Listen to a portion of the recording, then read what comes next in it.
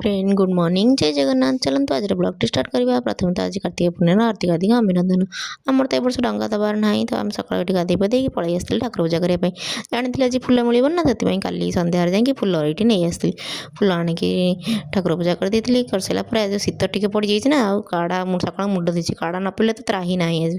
तो से काढ़ा टे जल्दी जल्दी पी दी कारण राम बाबा उठी जाते तो से कांदुला आ तो कांदटा बंद हवा नानुला से दी ढोक पी देगी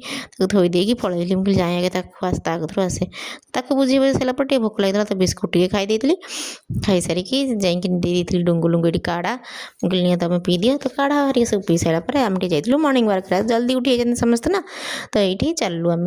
मॉर्निंग वार्क सका शीत दिन टी शीत कर कौन खरा पड़ो बाहर को बुलिया गले भल लगे देखुना बापा पु मत डाकिकी मो ना रही कि आगे चल जाऊँगी गाड़ी फास्ट से बसु नाला कि अभ्यास होगा बसुची पूरा आराम से देखना कि बस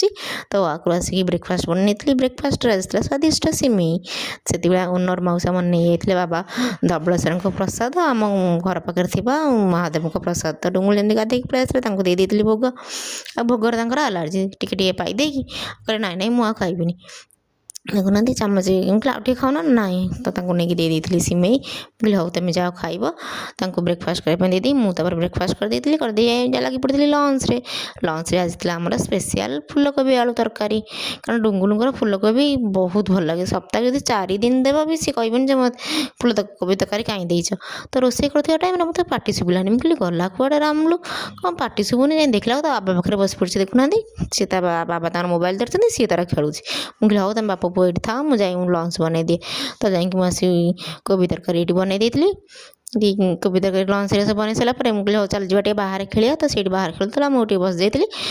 लंच टाइम है खुआई बुआई दे सारापर आम ये बाड़ी नीलु अरुआ भात कोबी तरकारी सहित काकुड़ी सलाड सहित टे दही बैगण आ काकुड़ी देखला तो राम जहाँ भी तो नब तो ये सी काकुड़ी खाऊला तो सन्ध्या बेला कौन कर सन्ध्या नुहे आज राति आम गोटे भोजी खार